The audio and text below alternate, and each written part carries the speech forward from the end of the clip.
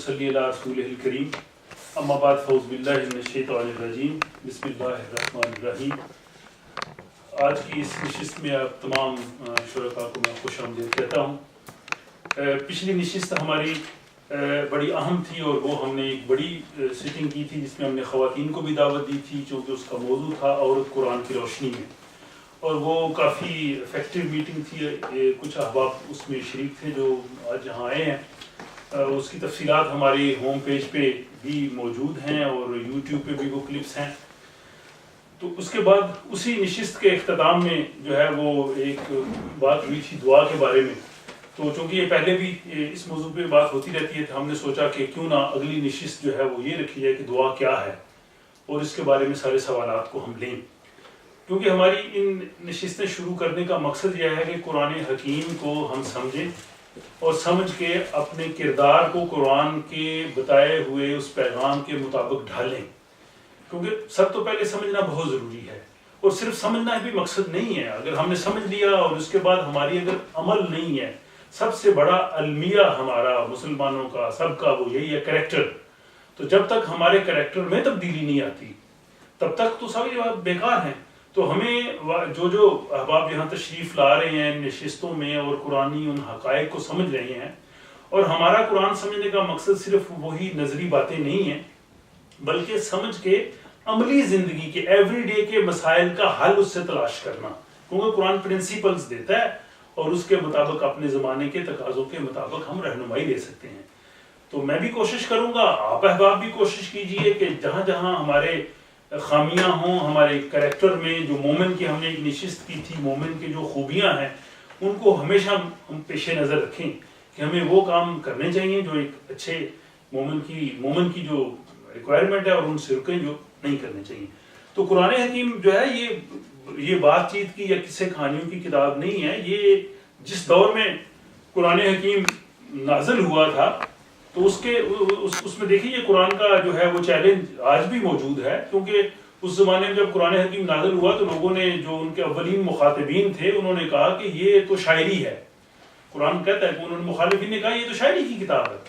फिर जब हुज़ूर सल्लल्लाहु अलैहि वसल्लम ने कुरान की वो आयात आई जिसमें वो आने वाली बातें भी थी आखिरत की, तो उन्होंने कहा कि ये गैब की खबरें दे रहा है।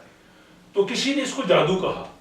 तो फिर उन्होंने कहा कि ये हम नहीं समझते कि कोई फरिश्ता आके आपको कुरान दे रहा है, आप खुद बना रहे हैं।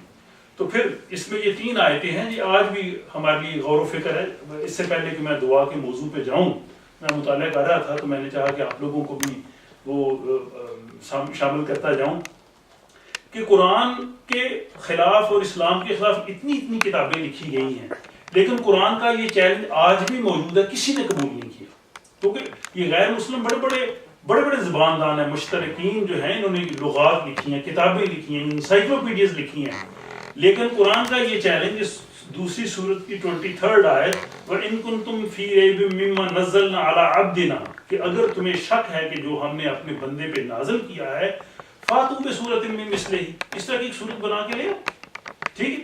वदऊ शुहदाकुम, और इसमें बाकी लोगों को भी शामिल कर लो, तुम अकेले नहीं, जिसको लेना चाहते हो, मिन दूनिल्लाह, अल्लाह के अलावा, इन कुंतुम सादिकीन, अगर तुम सच्चे हो। बात सीधी है, इस्लाम को शिकस्त देने के लिए इससे बड़ी और कोई तरीका नहीं है। कुरान कहता है लाओ, आप ला कर दो भाई, ये है, इंटरनेशनली प्रेजेंट करो कि जिस तरह के मैटर आप कहते हो मैं बनाता हूँ।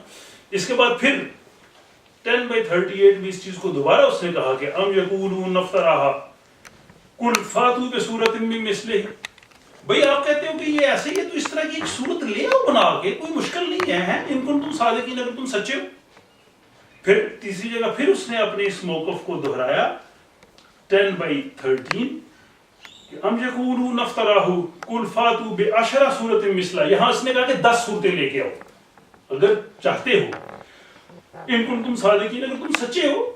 तो मेरे ख्याल में इस्लाम को आज भी शिकस्त देने के लिए इससे और कोई बड़ा तरीका नहीं है। आप कहें कि भाई कुरान ने कहा एक सूरत लाओ, ये मैंने ला के दी।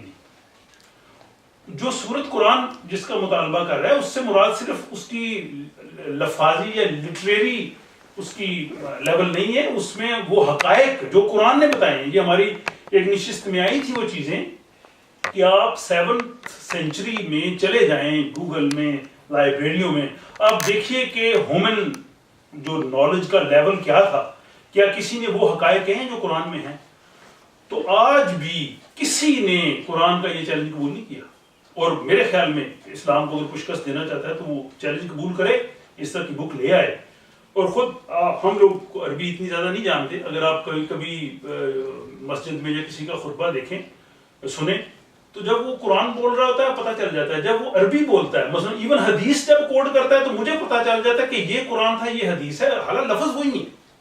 اور میں اپنے طور پہ سوچتا تھا کہ قرآن کا اتنا بڑا دعویٰ کس طرح کی صورت بنا کے لے آیا، مطلب ہے تو وہ بھی عربی، کیونکہ وہ کہتا ہے عربی مبین میں ہے. تو میں نے ایک اور سینس سے بھی سمجھا جیسے ہمارے غالب کی شاعری ہے، وہی شعر ہے، وہی شعر ہے، وہی چیزیں ہیں، وہی لفظ ہے، لیکن غالب کے لیول کی شاعری نہیں کوئی آ سکا جیسے اقبال نے جو لکھا ہے. بلکہ اس سے پہلے جو میر تقی میر کی شاعری ہے، جب اسکول میں ہم پڑھتے تھے پھر وہ میں نے لکھا کہ میرا پسندیدہ شاعر میر، وہ میر کو سب لوگوں نے، غالب نے، مومن نے، مطلب نہ ہوا پر نہ ہوا میر کا انداز نصیب، بہت زور ذوق یاروں میں غزل نے مارا. ٹھیک ہے، غالب نے کہا کہ ریختہ کہ تم ہی استاد نہیں ہو غالب، کہتے ہیں اگلے زمانے میں کوئی میر بھی ہے گزرا. ٹھیک ہے، تو شعر تیرے بھی بڑے پردرد ہیں لیکن حسرت میر کا شیوائے گفتار کہاں سے لاؤں. تو یعنی اس کی شاعری کو کہتے ہیں وہ اس کا بدل نہیں ہو سکا.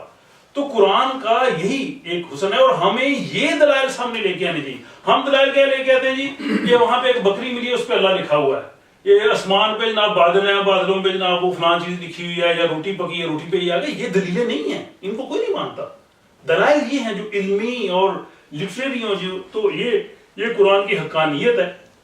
یہی جو مخالفین کے جو چیلنجز تھے، اور آج تک یہ ڈیسائیڈ نہیں ہو سکا کہ قرآن لٹریچر کی کون سی صنف ہے، شاعری ہے یا نثر ہے. وہ کہتے ہیں یہ نثر اور شاعری کے درمیان ہے، کوئی کہتے ہیں شذرات جیسے اردو میں لکھتے ہیں، کہتے ہیں اس طرح سے ہے. تو یہ اس کے علاوہ بھی قرآن نے کہا کہ اگر قرآن خدا کے علاوہ کسی اور کی طرف سے آتا تو اس میں اختلاف ہوتے. دیکھیں نا، ایک کتاب 23 سالوں میں مرتب ہوئی ہے، 10 سال مکہ کے، 13 مدینہ کے. 23 سالوں میں آپ کتاب لکھنی شروع کیجئے. 23 سالوں کے بعد آپ کے خیالات میں، باتوں میں اتنا فرق آئے گا، جو آپ نے پہلے لکھا تھا اینڈ پہ اس میں بات کہیں کی کہیں چلی جائے گی.